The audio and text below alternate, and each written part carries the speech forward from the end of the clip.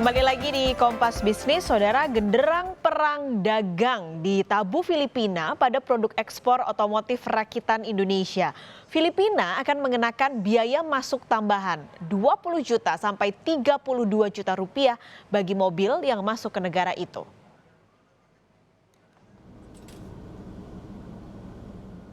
Kebebasan ekspor otomotif Indonesia ke Filipina diganggu dengan pemberlakuan safeguard alias proteksi lewat bea masuk barang.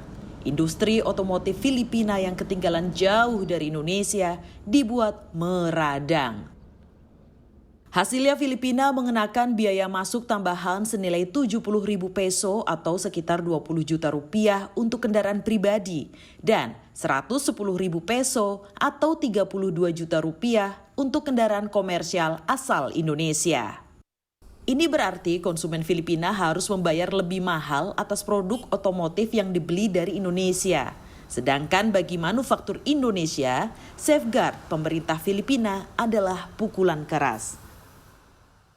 Serta-merta saja melakukan safeguard seperti itu tanpa disertai dengan pertama argumentasi yang jelas, bukti-bukti yang objektif dan juga tentu hal-hal yang saintifik yang bisa dibuktikan dengan angka-angka. Ya, sehingga itu yang kita harus melihat dan juga mengkritisi dan juga mempermasalahkan ya kebijakan safeguard yang diterapkan oleh Filipina. Tetapi yang ingin saya sampaikan adalah tentunya kami mengedepankan pendekatan-pendekatan tadi yang seperti saya sampaikan ya, pendekatan secara regional, ya, secara institusional melalui ASEAN dan tentunya pendekatan secara bilateral. Ya. Bagaimanapun kan kami dengan Filipina adalah negara yang sama-sama di ASEAN, negara sahabat yang tentunya tergabung dalam sebuah forum yang selama ini ya berkorespondensi dan juga berhubungan dan juga berinteraksi secara intensif. Ya. Dan tentunya kita juga banyak jenis atau perdagangan atau apapun yang kita lakukan selama dengan Filipina dengan negara-negara tetangga lainnya juga dengan baik. Ya.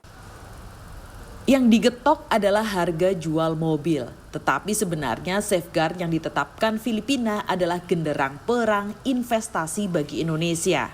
Jika selama ini persaingan investasi otomotif Asia Tenggara terjadi antara Indonesia dan Thailand, kini Filipina sedang berusaha mencari posisi.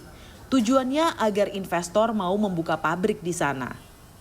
Kelihatannya perdagangan sudah mulai masuk ya, tapi emang ada beberapa kita harus tahu dulu. Kelihatannya ada beberapa negara di ASEAN sudah melakukan proteksi. Contohnya Vietnam kan kita. Kan otomotif kan memang lebih besar di Indonesia. Thailand sama Indonesia yang paling besar. Jadi mereka kayaknya kecenderungan untuk membuat supaya pabrikannya itu prinsipal membangun industri di sana. Itu konsep berpikirnya. Nah, kembali yang masalah Filipina yang safeguard ini kan juga sebenarnya aneh, sudah didapatkan oleh perdagangan bahwa yang appeal itu adalah Philippine Metal Workers Alliance, jadi PMA ya kan. Itu adalah asosiasi perburuan. Jadi mereka kelompok-kelompok mereka itu serikat buruh mengajukan appeal. Separah apa industri otomotif Filipina? Kita bandingkan di tahun sebelum pandemi, yaitu 2019. Indonesia mampu memproduksi 1,28 juta unit mobil, sedangkan Filipina hanya 95.000 unit. Tidak ada 10% produksi Indonesia.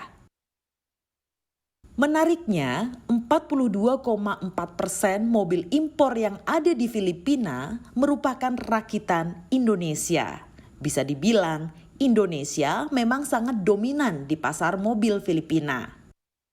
Perdagangan itu kan harus fairness gitu. Nah, jadi sebenarnya liberalisasi perdagangan itu hampir tidak mustahil, tidak akan pernah ada. Jadi walaupun semangat WTO itu kan terjadi fair dan perdagangan bebas, apalagi dengan berbagai macam perjanjian FTA atau free trade agreement. Tapi yakinlah sebenarnya tidak akan pernah ada yang namanya liberalisasi perdagangan. Hampir seluruh negara pasti akan melakukan tindakan-tindakan untuk pengamanan kepentingan nasionalnya.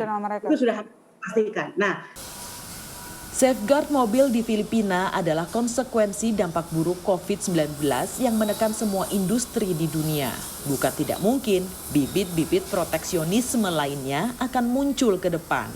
Inilah saatnya menguji efektivitas Omnibus Law Cipta Kerja untuk mengamankan investasi di Indonesia.